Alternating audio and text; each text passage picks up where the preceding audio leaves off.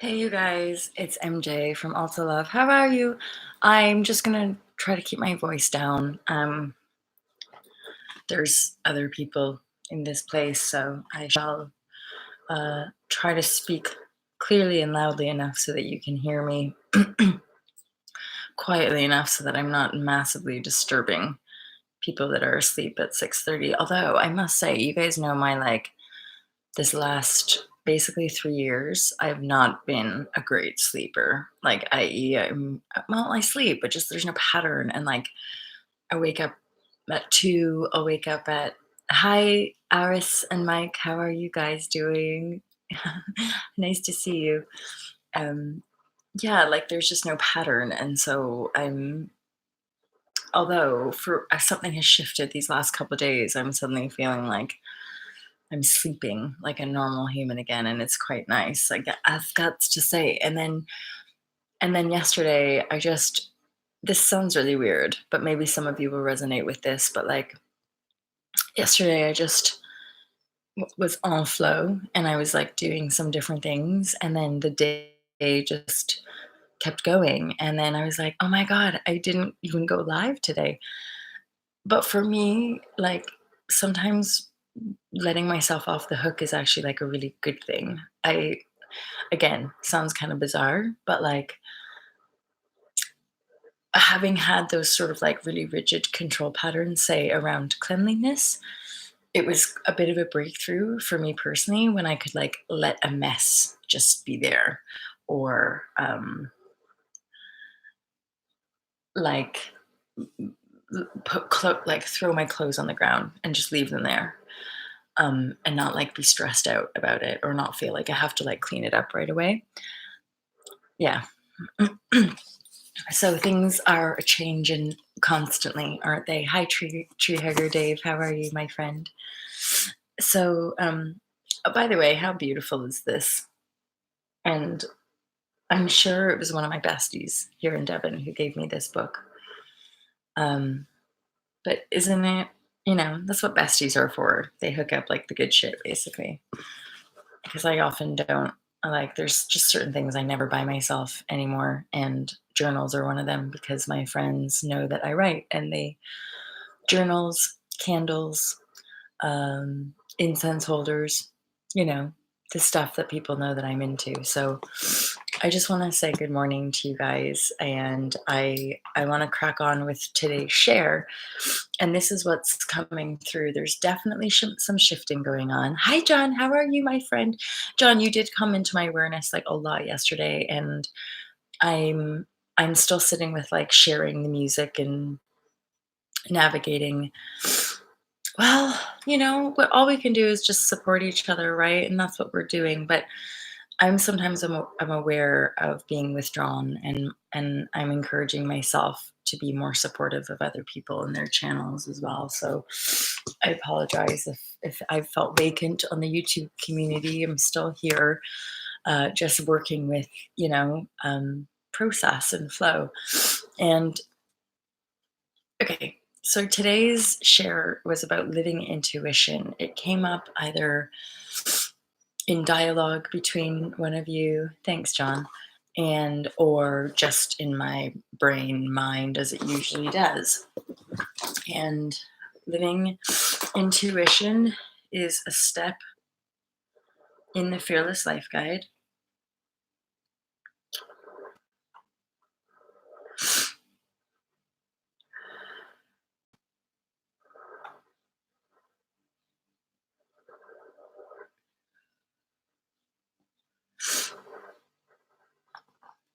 So you guys, intuition. Oh, do you know what? I'm getting my own material incorrect. So it's like, oh, and one of you asked about Breath of Fire. Breath of Fire is a bonus lesson in the book. So if you need to learn, where is it? Somewhere here, maybe? Breath of Fire. Bonus lesson in step 2. Breath of Fire is amazing. I do it actually like in most of my yoga sessions, and I share it as an emotional human. I often prescribe breath of fire when people are sitting in the depths of despair and are clearing a lot, are healing, are going through heartache or grief, which is similar, when we're going through that depth of loss, which again, on a higher level, although it doesn't necessarily take away the pain, it's really good to be aware that when we're going through those intense heartaches, there is an activation happening. Like I know from my process as well, like it didn't even really soften the pain, but there was a part of my almost higher self that was better able to hold space for myself going through this thing, knowing that there was like an energetic charge, that there was a hi you guys, there was a yeah, an activation. That's all I knew. It was like, god damn it, I know the work and I'm just going to have to sit this one out. I'm going to have to sit with this intense heartache and this pain until it passes. And it didn't, pass in a day or a week. It was months ultimately. So and that's again in our culture, we tend to not want to sit. We want it to rush out, get it, go outside or meditate it away or what people I were living with, start dating again or whatever, right? Like just get distracted, get busy, and don't feel what you're feeling. Don't be feeling in that amount of pain. Just get over it. That is often kind of um, what I was aware of people around who, and there weren't many, but people often do that, and our bodies can shapeshift as well. Our bodies can transform, and depending on how people perceive us, when we shift and when we change, um, people often don't know how to vibrate with us anymore, right? So I'm totally rambling on as I realize like I got the title incorrect because I'm thinking actually. So, in this book, step 3 is getting to know you, self study, and introspection. So, getting to know the self as the intuition, merging with your own intuitive capacity, essentially merging with your higher self or merging with the Holy Spirit. When we start to honor and hold space and be with our emotions, no matter high or low or whatever we perceive them as, when we can just get better at sitting with the emotional field, we in essence become the intuitive capacity. Now I know in our world and in this, especially in this glamour vibrashe of like law of attraction manifestation, we want it now or yesterday, and we also think we know what we want, but this is where the whole idea of programming comes in, is that when we're really true to our heart, in my experience, hence why I share a lot and why I was guided to write this book, was that it's not like this straight line. It's like this cyclical healing process that I'm peeling back and I'm delayering density programming it from my beingness, right? And then at each emotional transformation that I go through, which can be daily sometimes, or maybe a little bit less frequency, that emotional process is what is leading me to more effortless, more miraculous manifestation. However, more and more frequently, it's not what I dictate. And yet the manifestations do come in. They are made manifest, but not how I think they're meant to. It doesn't mean that we're not going to go in a certain direction. It means that we need to detach from thinking we know. We need to surrender our knowing in the thought form. And collectively, I would say we still need to anchor into a lot more stillness and silence. And this is all part of the work. This is why, some of us have spoken of the despair. Despair is uncomfortable. Nobody wants to have to sit in despair. And yet, if we're despairing, we're despairing. And we know, gosh darn well, that like just getting drunk isn't necessarily going to uproot that despair, that just being with it, loving it, seeing it for what it is, whether it's ours or the collective, does it really matter at this point? Not really. there's pain in this world, and it's okay for us to feel stuff and to move through that, right?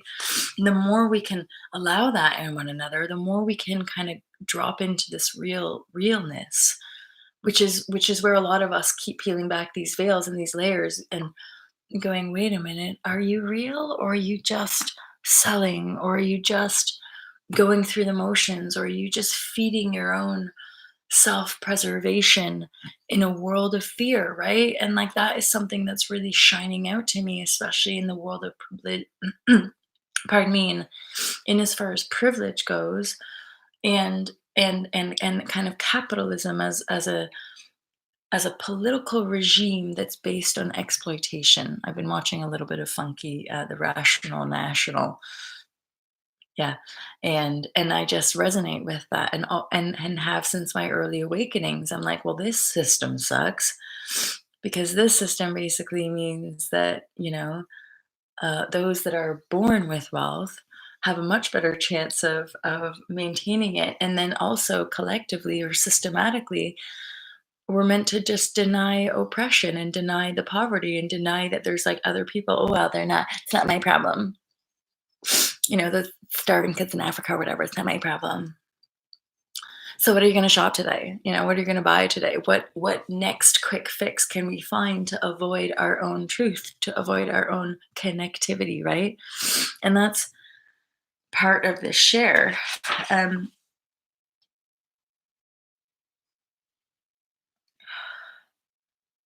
I also like randomly have a bit of a bunged up nose this morning, guys. I didn't realize going live that this was there, so I do apologize.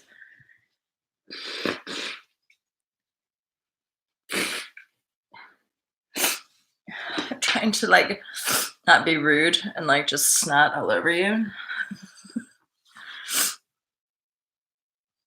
Yeah, so I have a section called Living Imagination, which is the whole part of um, basically merging with the intuitive capacity, becoming your intuition rather than your linear, rational, programmed thinking, and living from heart, which is living intuition.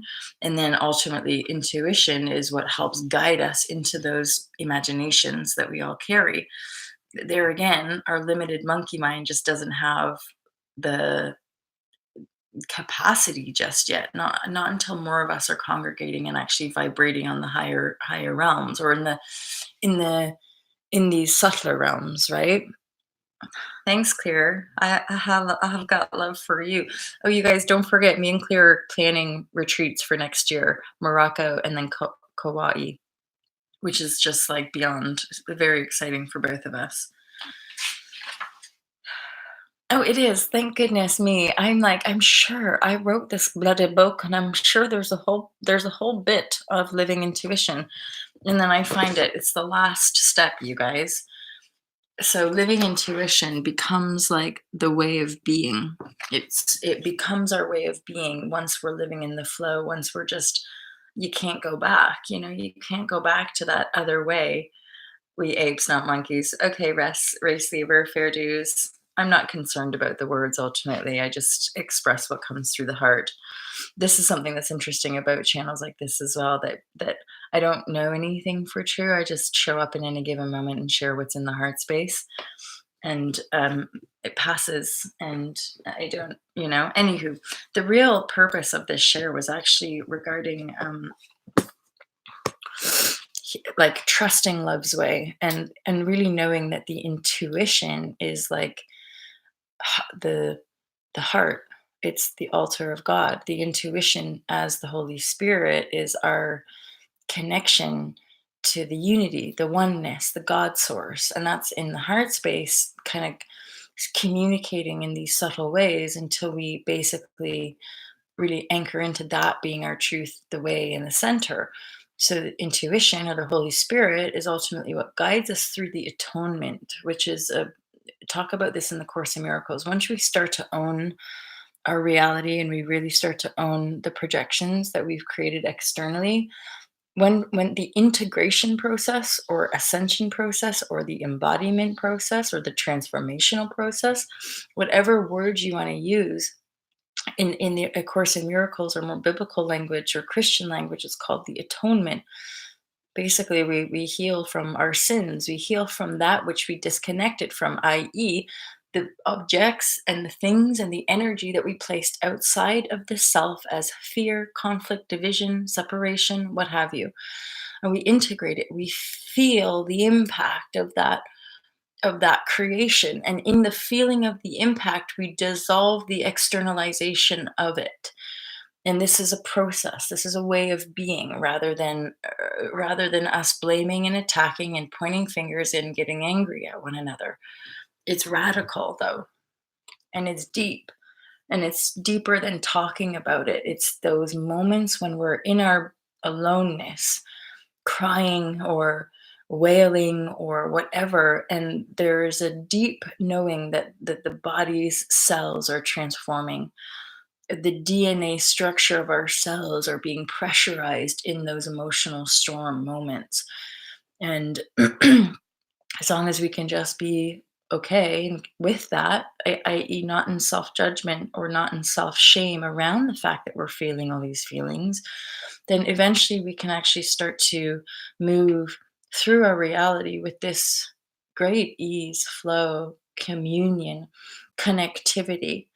And I'm also aware that in truth, we are the pure healed state. There's only ever conflict perpetuated or propagated outside of the self. If the inner self is conflicted, then it will use anything outside of it, food, shopping, drugs, people. It will use anything it can outside of it to keep it from feeling and healing that wound. And the weird thing about all of us having these very unique paths is that part of our unique paths as the way showers or the paradigm shifters is to anchor in your truth, in your uniqueness, because it will eventually prove to us the healed state of unity, consciousness, whereby there is no thing outside of us that can hurt us unless we give that power to it. That includes all things, drugs and alcohol and all the things that we claim are bad and wrong. I'm not saying that it's not good for us and that we're not often guided to detox or to step away from certain habits and patterns or in different life cycles to completely change our lives. The more in our intuitive capacity that we are, the more fluid our lives become. However, I'm always aware of holding space for the self when it comes to doing bad things and having bad habits, because I'm aware that we externalize that in the duality mind, and thus we perpetuate and or we persist the externalization of that which we perceive as wrong or bad, which then means we still are living in conflict, we still are living in a state of separation because we're in judgment and or duality with regard to the oneness self. So it's a choice that I hold myself in the divinity state of my sovereignty as the healed being of the cosmos of this universe or whatever, right? And then in that field, I can permeate any distortion in my cellular body and my cellular activity, which harmonizes any potential threat. But this is again this sort of next level consciousness that we sometimes I call it like love's elixir or simply like a divine elixir. It's something, it's like a light spark coming from the void, the black hole sun coming from that dark heart from within. If we cannot own our darkness, we cannot come into unity. And that is what so many of us I see in this world. We don't want to go into our darkness. We don't want to own it. So we become the victims of it. And then we push and we point fingers around us, right? Rather than as a unity self, choosing to anchor in the love of truth. And that really does have to do with the like you are the one creator, you are truth. All that is a choice, and you can be in love with that choice or you can be in denial and in conflict of that choice. And then I have notes. Choice, there's two, only ever two choices in the here now presence. All is well, regardless again of the polarity, whether you're high or low, whether you're up or down. You always in that state have a choice to be here now, and basically all is well. Or you have a choice to be here now and to choose to perceive conflict, to perceive that there's something wrong with the here now state, and to perpetuate it usually through thought form. So living intuition is trusting love's way and ultimately really owning the oneness that you are one with all. We see this more accurately when we're not engaged with other, when we're not running around like a busy bee of the hive mind like many humans are. When you start to heal from that, when you start to get clear from that, when you start to get really connected to your own heart, it will make deeper and more connected understanding to you that you are the creator of your reality. We're we are interdimensional travelers. We're cosmic travelers. We're jumping timelines from one moment to the next, to the next, to the next. This whole concept or constructed reality that we've been bought and sold on a 3D level is a construct. It's an illusion. It's an ethereal holographic projection. And again, it serves some beings to keep it in place, but there's many of us who are here now, anchored, feet on the ground, connected to the earth, birthing a new reality. Oh, and I had this vision yesterday when I was driving, like the clouds, the sky watchers here. It's like this heavens are like the oceans of the heavens are actually coming down onto earth, and this is creating like a compression, so everything's getting pushed down, but it's like a squeezing off, so it's like press. So you imagine energy being pressurized. Where does it go? Eventually it's got to kind of burst out and create something new, become something new, and this is in essence evolution. You compress down, you root out all of the density, you root out what are the ugliest, most horrific, most distorted, most laissez-faire, like what do we not need as humans? So all of that's getting pressurized, and pressurized so that we can make an evolutionary leap. It's one and the same. There is no separation and there are no victims. Even that which we might in our compassionate heart, but again, that's usually when we're attached to the external reality, get all swept up in the drama of war and the drama of poverty. And yet in our beingness, in our totality, we can hold space for it all and allow and trust and know that love is the way. And so if there is a compression, that those beings are being compressed and or bombed and or starved, their beingness on a higher level, on a soul level, is choosing that as an incarnation to evolve their soul. They're in service to us as we are in service to them. There is no separation. However, I'm also aware that for most of my life, no, not most, but a large part of my adult life and childhood mostly, I would have these incredibly profound reactions around violence, animal violence, homelessness in the street. It was like, huh, mama, why is the world like this? Why is there such pain in the world? And for years, I'd have the guilt. And it wasn't till I started to really deal with my guilt. Now, what's interesting is I can look homelessness in the eye. I can look abject poverty right straight down it, and I don't feel guilty anymore because I've dealt with my own guilt and I live in service to the totality. So other people's state of life, other people's state of being doesn't make me feel guilty. At the same time, I choose to live in service. I have a family in Lombok, a community in Lombok, Indonesia, who I am invested in supporting because they are the oppressed. The people that just have nothing, by the way, they don't have access to jobs. They don't have there's no money. There's right. It's just they're some of the people just being pressed for whatever reason. My life path has been guided to them, and it's my utmost responsibility for whatever fucking reason I don't know to support them, to share the wealth that I accumulate, to share my love and my money because I don't want those people to have to work like slaves. I want them to be able to live in peace and in harmony. And you know what? It doesn't cost a lot. It doesn't cost a lot for the majority of humanity to actually live well.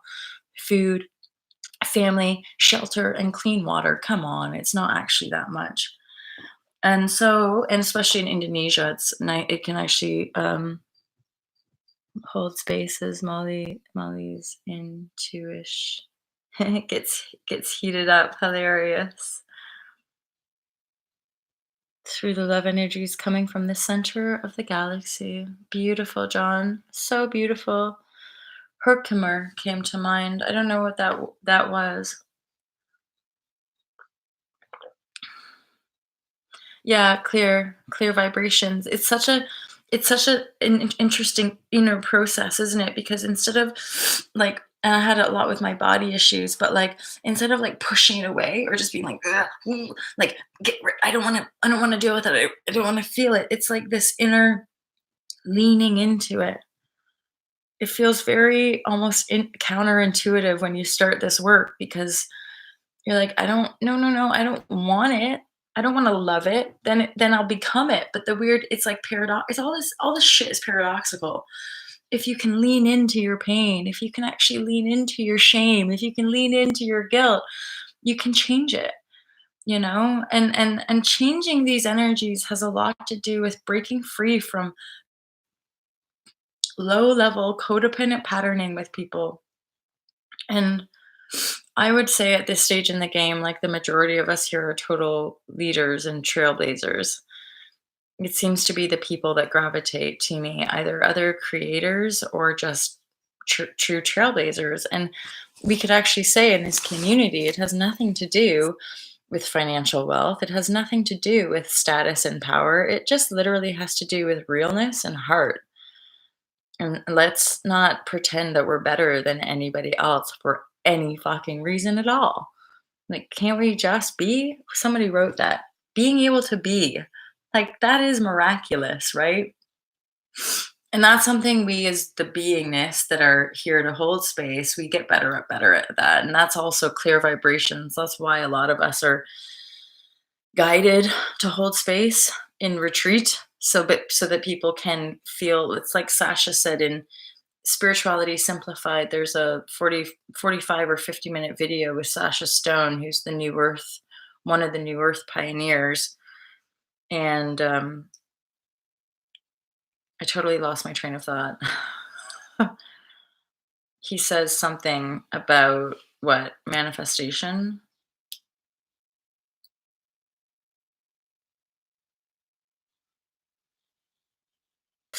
Doesn't matter. Either way. Um, Oh, well, free to be, and that was something with Sash. It was like everyone's just authentic. Everyone's just themselves. We're not trying to be dogmatic. Even this guidebook, you guys, like even when I was fucking writing it, before I even published it, I was already aware that this would be a process that could be dropped at some point. I don't know when, but even this as a kind of process of healing, and the one thing I got to say that I do like about this is that you can just do it. Your whole life is your healer. Your whole life externally is your guru. There's no one person outside of you that knows more about you or knows what's right for you or knows, fuck that. You're the oneness. You're it. That's the one. It's in you. We can totally hold and contain and heal all that is from within the self. Hence why the control, those who like spend a lot of time creating the matrix and are like, we get to siphon the energy from these humans. And we're like, okay, let's try this out. This is a fun little experiment. Let's see if we remember who we are. And then we're starting to remember who we are because why? The pressure was getting too fucking intense. And we're like, hey, what the fuck? No. And we're waking up from it. We're waking up from the dream spell, the draconian dream spell of the Time Lords. We know all of these aspects in a multiversal sense. And in my awareness, certainly, and that's what the divine feminine within that's been denied in a collective sense. I was getting some cool downloads about that as well, by the way.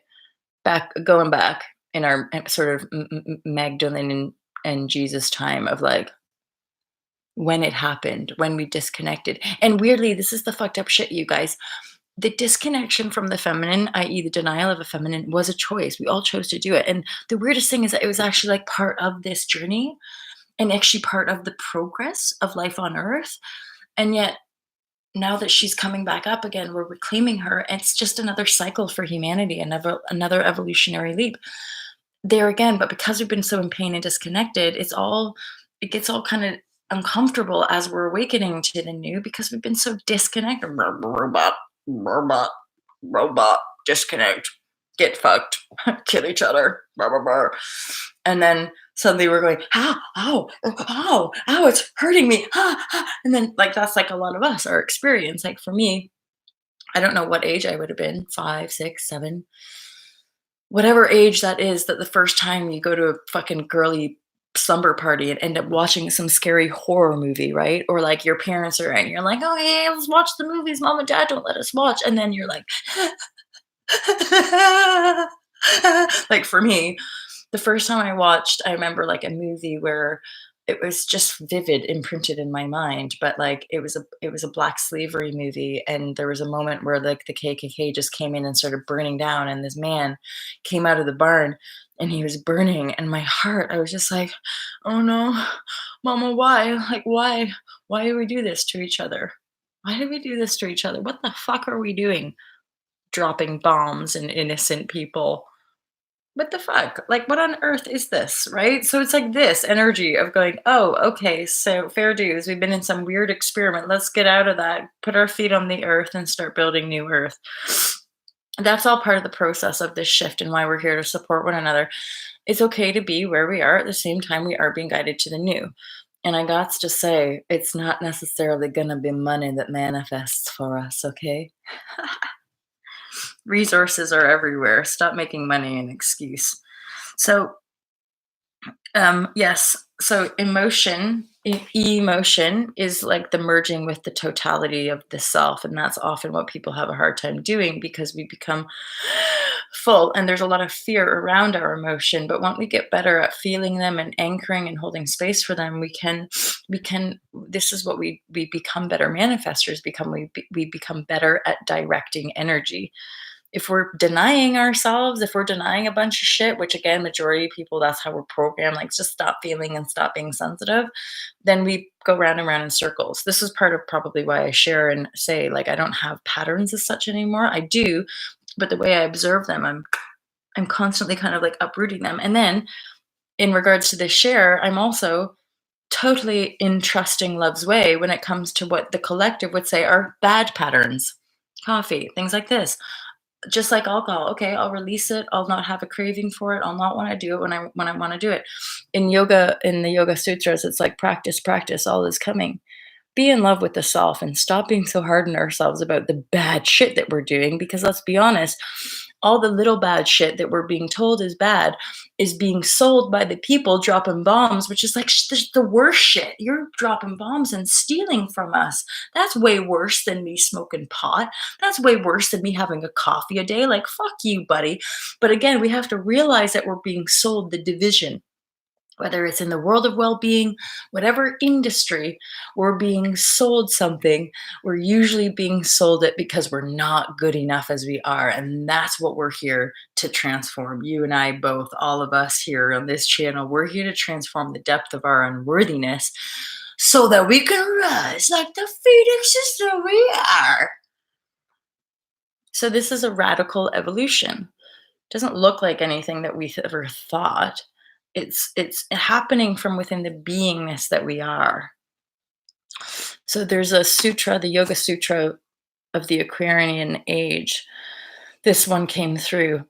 Vibrate the cosmos, and the cosmos shall clear the path. Easy. Just vibrate the cosmos, you guys. Right? Okay. And to me, though, that means feel all that you are. Stop judging the self, stop judging other. But you can only stop judging other when you start to notice how bad judgy is in the self, right? And I met somebody recently. She came to a yoga class, and there's some density there. She's aware of it, and she resonates with the whole self-hatred and self-loathing. And I get that thing about, and I told her, or back in the day when I was committing to my own personal transformation, like for Rizzle, like 29, turning 30, going, wow, my life is like 30 years old was that decade point of being like, so I'm broke and homeless. I have 2 pair of leggings. Both of them have holes in them. And the business I just invested my fucking life in has just been closed. Like, what the F do I do? Well, you can own it and you can choose what you're going to do from this point. And so I did.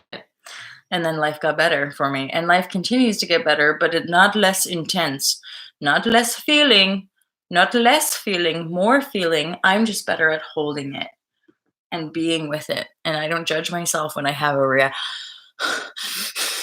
if I get angry, I don't judge myself. I let the anger move through me. Mm. And a lot of us as highly sensitives, we've always been vibrating the cosmos. It's just our dualistic ego and the imprint of judgment of other that would make us think that we're not and we're just insane. You know, you're stupid, you're sensitive, you're insane. Oh, actually, that's not true at all. So now we're starting to realize none of it's true. Not to say that we're still not shifting this, the biological, the cellular energy of that patterning of you're wrong, you should die. And then that's why a lot of us are still moving through despair, discomfort, like, yeah, I don't want to be here. Is that we're moving through the residue of lifetimes of being shunned and excommunicated from, um, well, conquer, the ruling, the conquering classes. That's what's that, and that is ultimately what the title turn is. The conquering rulers, the controllers of that progressive stage, the Piscean age on this planet, they're time for them to fuck off now. And they know it, but there's a little bit of spinning out. That's why we're seeing this sort of rise of chaos. The rise of chaos, how I see it, is like the spider's web just like spinning out. So, but then the fear, the tactics, it's all becoming more obvious, right? So we're like, oh, it's just spinning out, but we are the light. So, like, the light is the truth, the light is the way, the love is the way. And like, yeah, we got this basically. Like, we just have to keep moving and trusting and feeling and being. I know, so they can go behind the scenes and damage more. This is the thing about the delayering. And the more I feel we go on this path, the more discerning we are.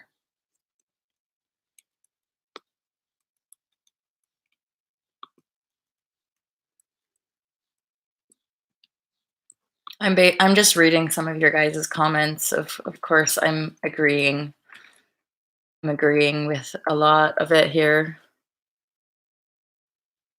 I just can't and won't. I know. I find it I've never even watched that show, Game of Thrones. I Yeah. Even, a friend of mine was playing video games last night, and it took me a while to be kinda get used to it, but I could after, I don't know, 20 minutes, I was stressed out. I was a bit like, like, "Watch out, watch out!" Like, and no chance that I could play it, but even watching it, it was a very filmic video game of, like, I don't know, they're, like, wandering around this world, but there was just constant violence, and then I could totally address how I'm like, "Holy shit, man." It does propagate that. It propagates that as a reality for people, no doubt about it.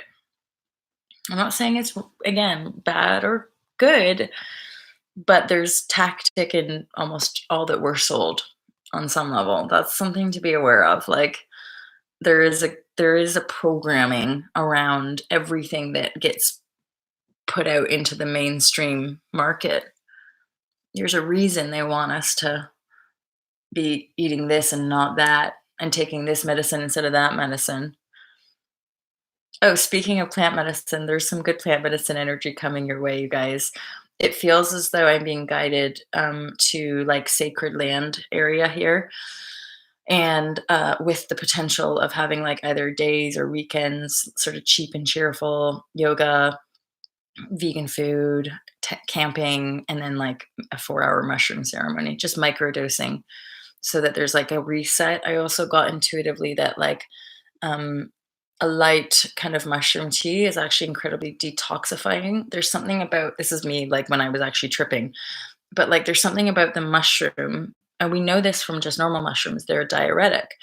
But the additional psilocybin, or like whatever the chemical compound is with the mushroom, when it moves through the system, it kind of like it like sucks stuff, impurities, you could say. So the mushroom effect is like a sponge. It like sucks impurities out of your organs, and as it's moving through you, which is often why we in our mind we think it's like the mushrooms that are giving us this sort of funny gut. But it's not. It's actually the fact that you're purifying your system, and then eventually that energy is going to be moving through your digestive system, and then you shit it out. So it was all fine. Okay, you guys. So yeah, that's happening, and I'm seeing that as part of my path. Basically, hanging out with really radical healers and like cool medicine people and like modern day shamans and stuff like that. Because in a sense, we all have that. We all have these quite cool um, gifts, right? And the more we unlock the gift of the self, the more we unlock the gift of the self of all.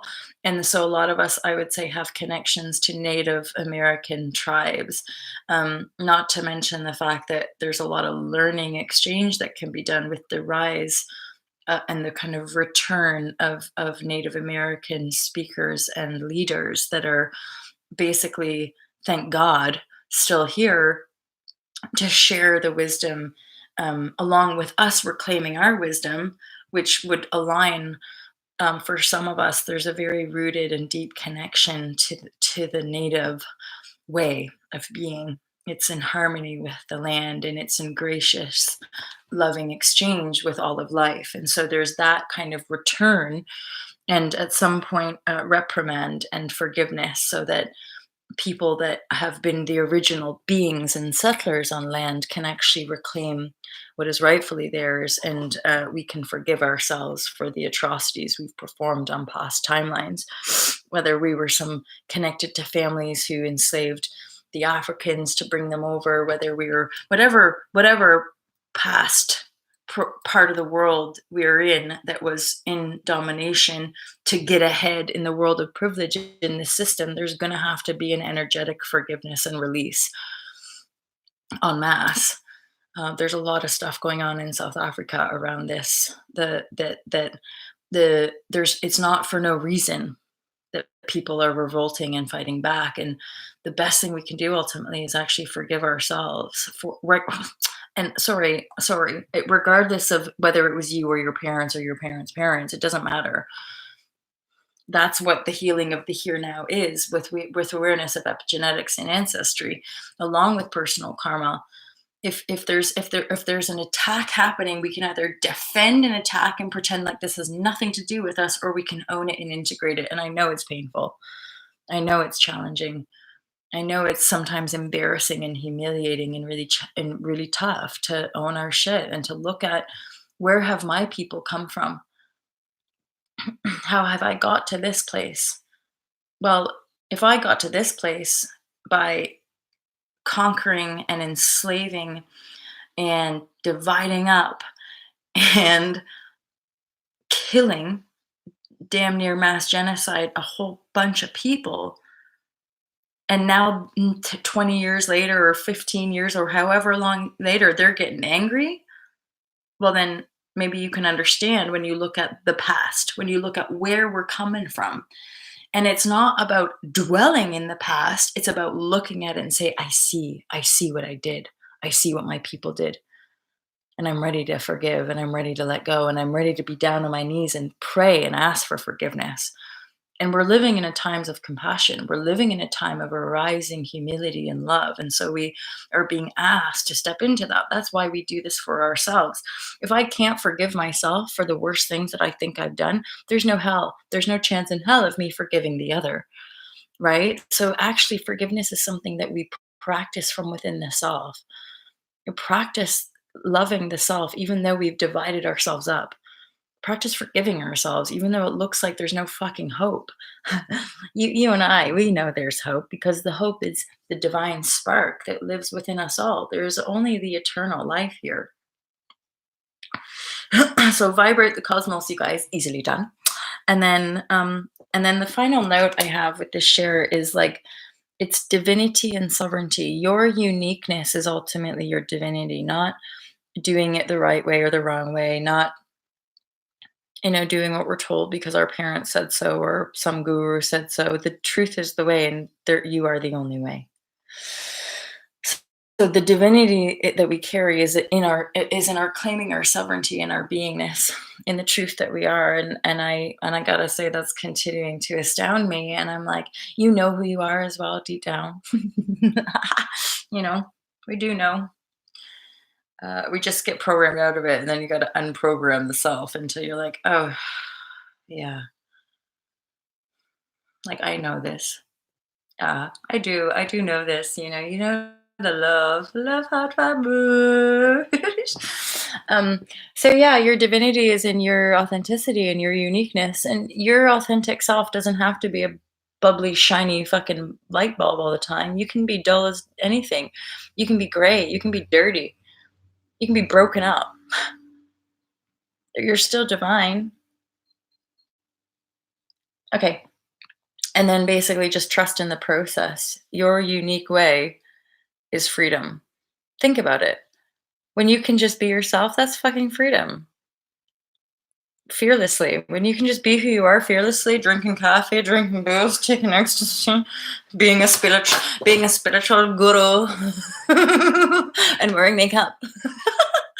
you know, and my India days, the guru told me I couldn't wear my tank top. That's back when I was much more of a raging feminist, and I felt that it was, again, going into our spiritual world, being shamed for my body, right? Like, oh, don't show that in class. That's distracting. I'm like, wow. So it's all my fault, right? That you get distracted by girls' boobies. I wonder why that is. Maybe we need to have a conversation about that rather than just cover it up. Just fucking put a t-shirt on. I'm like, okay. So all of us women in the Shivananda ashram are, have to cover up to be like the men, because when we show a little bit too much skin, we distract them and it's our fault. I don't know why I just went off on that tangent, but hey ho, it just came to me. So basically, I've just embraced my femininity and gone, guess what? If you don't like it, deal with it. I'll do my own yoga world. I'll do my own yoga. So there you go, you guys. I feel like that's me coming to an end. You guys have been incredibly chit chit chat, and I've not been looking over that. Clear, you are my friend, especially as we unify and start working together. It's like the sovereignty piece is right there. It's imminent. It's like just stepping in, and then trust. We're being guided into this. I know it's like the kind of reversal because it all seems kind of far away. Um, but I feel that sense of like it is with us. Hence, like the darkest before the dawn. We're still traversing these like, "Ooh, what the fuck is happening?" And yet we do know that we're being prepared to step into, pardon me, like the next phase of our lives, right?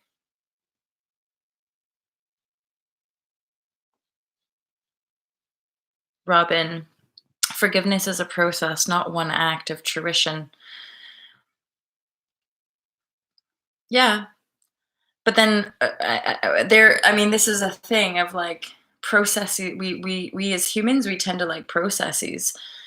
I feel and know and have experienced like instant, instant release through forgiveness. It's powerful, and it can be in one moment. You can forgive the self and the totality of your beingness in one moment. But if we keep judging, we have to keep forgiving.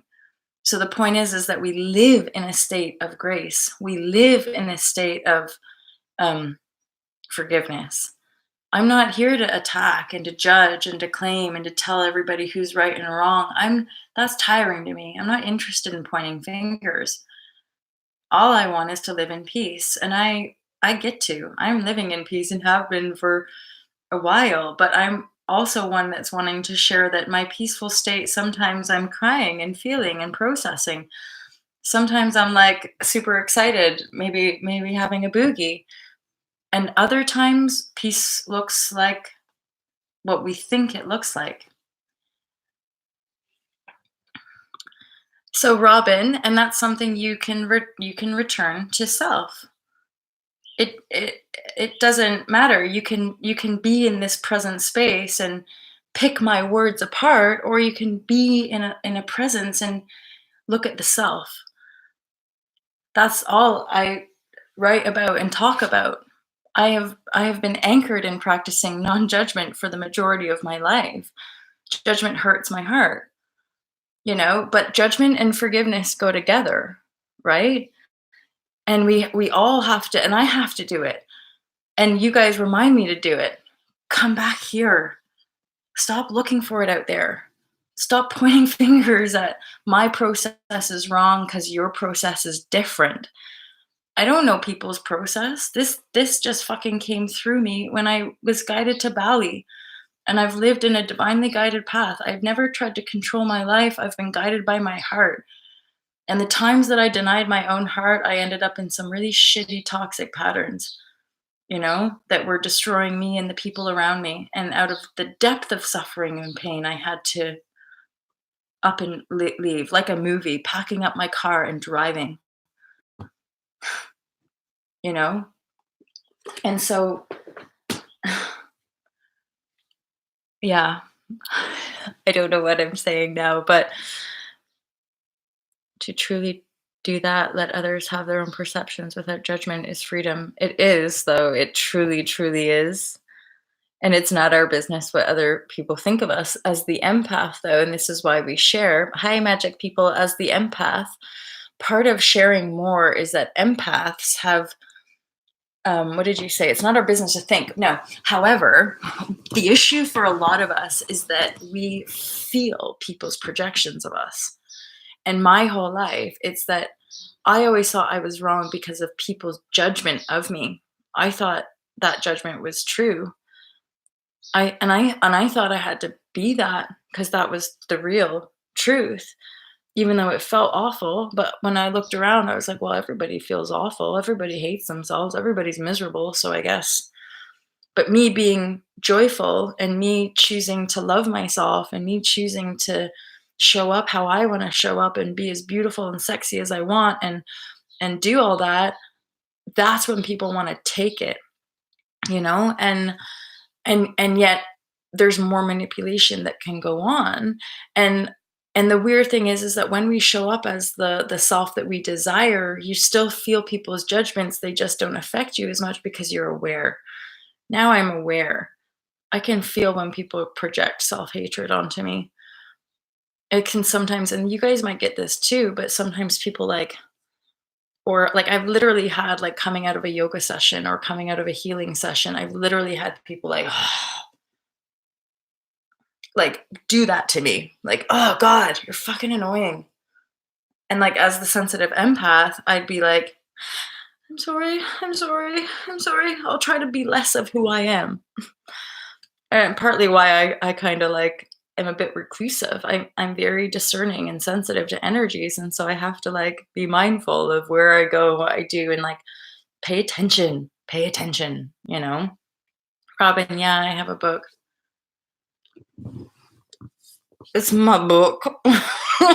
Thanks for asking, because my intuition is asking me to promote it more as a means to support people's evolution um and my life, right? No, limitless love, and that's a big part of us meeting up in this new world. It's that suddenly the reason you guys understand me is because we're empaths. And now I'm realizing that as empaths congregate, we all understand what each other's experience is in a much more visceral and tangible way. It's like Katie, who I worked with for a while, and she's the teacher, she's the leader and author of Zenful Zero Waste, our first online course. I would say things and she'd be like, oh my God, I totally have that. Like, we pick up on the invisible subtleties that other people don't. And most of us have lived our lives thinking that everybody's having the same experience, and they're not. They're just like "Da, da, da, da, do what they're told," da, da, da, and us empaths are going like, what the fuck is happening? Like, and yeah, a lot of us in our learning, that's what we did as children. We absorbed the judgmental construct of our parentage and our social upbringing. And then most of us are having to outwork that as we've grown. And yeah, I'm just looking up at dulled my light so others would feel better, pretty much. I'll just put on, I, for most of my adult life, was about 3 sizes larger than I am now. And I always hated myself and I never felt comfortable. It's not that I was fat or anything. I just never felt comfortable because in my true form, this is this is what feels right. I'm like, oh yeah, I know this form. Like when I look at it, I'm like, that's what I've pictured to look at. But in my upbringing, being thin wasn't easy. I was supposed to hate myself, right? And so when you hate yourself, you tend to embody the hatred. Whether it's and I used to do like I still do it for some time. I think everyone does. I think it's actually self grooming when you like squeeze spots. Sorry, like this is so gross, but like when you squeeze spots. But I had much more through most of my, especially after the divorce and then my like teenage years, I would self harm by like I have scars basically. I have scars down my arms from like scratching, but like scratching so much that I would create these deep wounds basically that would scar. And I'm talking like a 9-year-old kid just going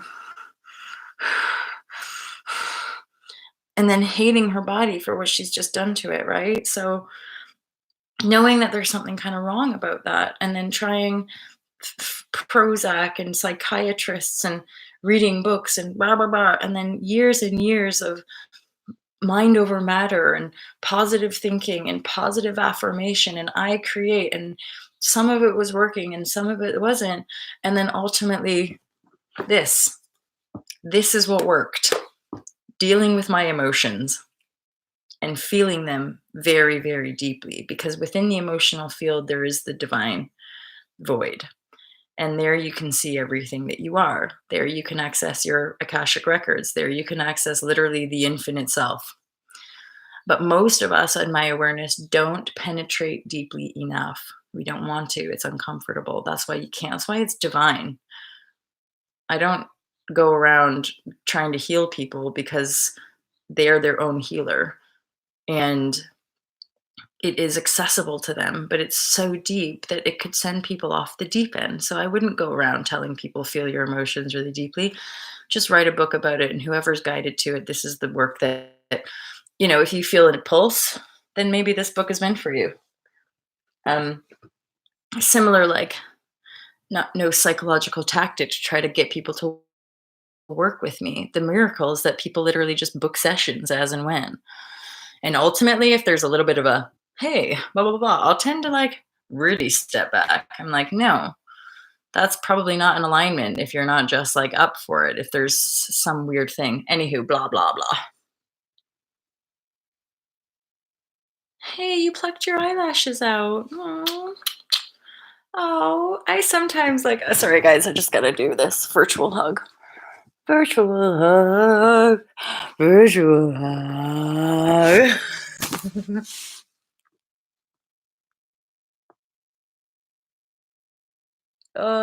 Well, and the way I look at it sometimes is like, so like love, so loving and lovely. And then um it's like the beauty of love, and what hurts is the closing off of the density, or like the healing of the density. What hurts is the love healing the wound. Does that make sense? Self-hatred totally makes us disassociate from the body, because self-hatred and fear, separation, makes us think that our body is something to be feared. Thank you for the book order, Jasmine. Thanks, appreciate that. Um, because basically our programming tells us that our body's separate, and like you need to micromanage it, you need to eat right, you need to exercise, and every 3 months your body's going to come down with a cold, and if you're one of the lucky ones and you eat right and you do all the right things, then you'll never get sick. But we know that's not true. I my one of my good friend's daughters is unwell. It doesn't matter, she's beautiful and youthful and young. The cellular activity in our beingness has a hell of a lot more to do with the fucking mental programming that's going round and round and round in circles. And the fact that everybody lives in fear of right and wrong. No wonder everybody's fucking sick. Nobody believes in their truth. Nobody actually believes that we are inherently well. But that's not true, because we do. I went to my child visually to the original event to love and forgive. Thanks, Limitless. That's a really good technique as well. Healing the wound. Literally, when you love yourself, you can just do like whatever. That's my experience. And if that all goes tits up, I'll be honest with you guys. I'll tell you that this doesn't work. It's a sham, but so far it does. That's why I'm not. And what I have mad respect for is that this works, and it works so good that it's not going to ever make me any money. As in, I have packages for people, and intuitively, people might want to work with me for 6 months or even a year. But like the truth is, the work is within the self, and you can just do it, and you can just heal yourself. So, Robin, you can buy it on Amazon. And yeah, clear vibrations, totally. Love yourself 100%. And here's the thing, we have to learn to love our shit. Whether it's a stinky pile of shit, whether it's a runny big liquid hot mess, whether um yeah, we got to be real about how shitty we are. Otherwise, we can't own the darkness. So, yeah, you guys can order from Amazon. You can also order it from me. Some of you guys basically make a substantial donation and ask for a book, and then I just pop her off to the post office and share it with you guys. Quite a few of you here have either ordered them or are reading them, so that's really good. Oopsie daisy. What are you doing up so late sober? I'm pretty much always sober, my friend. Thanks, John Beanie. John Beanie's just read it, really. Well, not just read it. You've been reading it for some time, haven't you? It is a guidebook, though, you guys. It's not necessarily like an enjoyable read, although there's some juicy nuggets in there about Gandalf and Yoda and the stormtroopers. You have to make reference to the fantasy movies, Harry Potter. You get it.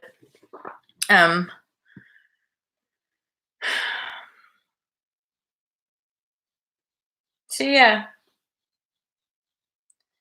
I appreciate your guys's self-work can be juicy. Self-work is totally juicy. And it's really nice when oh, thanks. That's my reminder, clear vibration. It's not like a light novel, which I'll read in one summer bank holiday weekend. No, it's a little bit more, oh my God, how fucking cool is that? Look, Rochelle, I don't know if it works, but you just popped up with like $2, which I think has something to do with like, I just made $2. Although I gotta say, Rochelle is a friend, and we chat sometimes, and you often remind me that I have a Patreon, and I'm still not active enough on the Patreon. Although I gotta say, I'm streamlining because like I've come off Facebook happier than ever. I feel myself kind of bored of Instagram. I'm kind of like, I just don't even care. Plus, I'm loving life a little bit more, so I'm like actually enjoying hanging out with people and not being on social all the time. Plus, I just don't actually I feel like it's all distorted. This may be relevant to another share. Like, I don't actually I feel like it's corrupted, if that makes sense. Like, advertise, get your business going on social media, become an online marketeer. Something is fishy about it all. I'm like, I don't think it's truth. I think it's just more propaganda.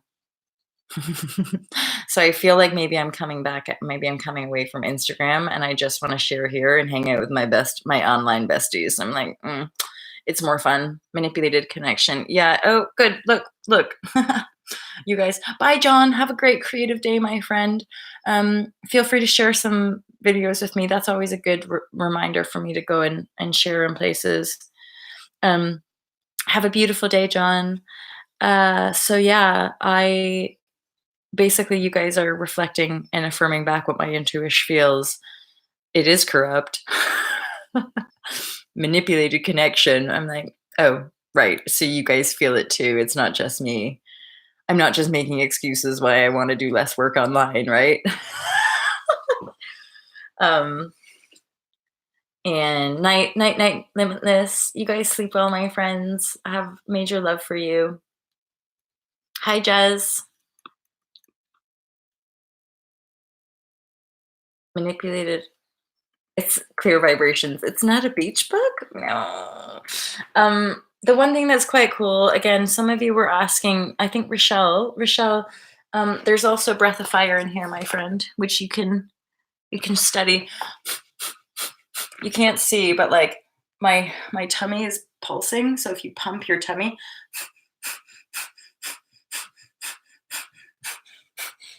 so I'm using my diaphragm to force the exhale. The inhale is passive, and as you practice and your muscle memories get a little bit more active, you can fire it out.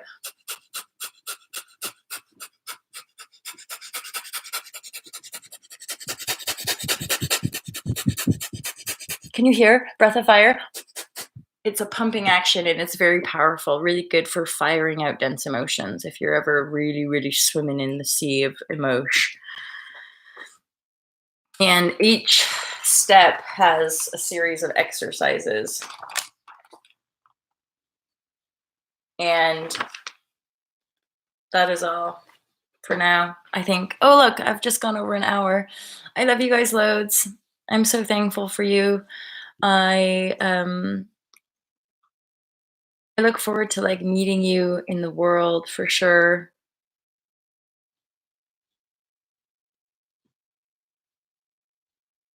Mary, I know, how annoying, right? I know. But it's okay. The truth is the truth. At least there's an awareness here. At least there's an awareness here. At least we're connected. At least we're sharing. And as some of us are aware, we're being guided. It's okay. None of it's turning out maybe how we projected or thought, but we are being guided. And I just know that like the land is here, that the people are here, that are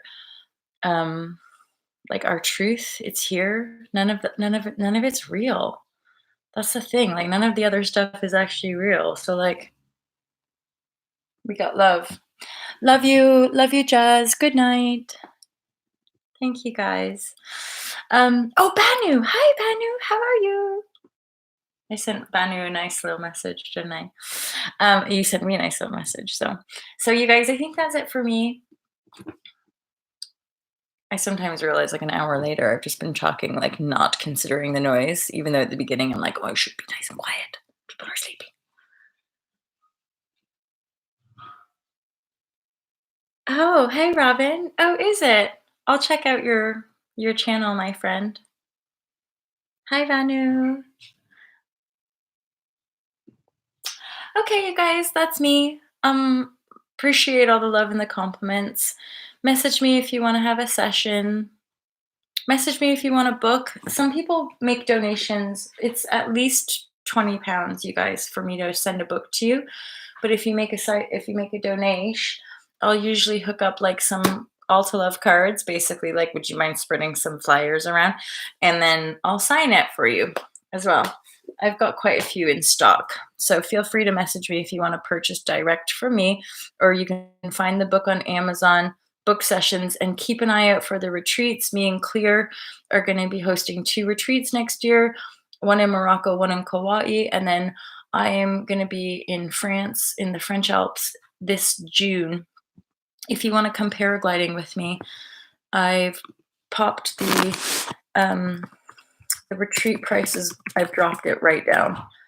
I'm still learning a heck of a lot, you guys. So my retreat in France, the paragliding retreat, is now $699 instead of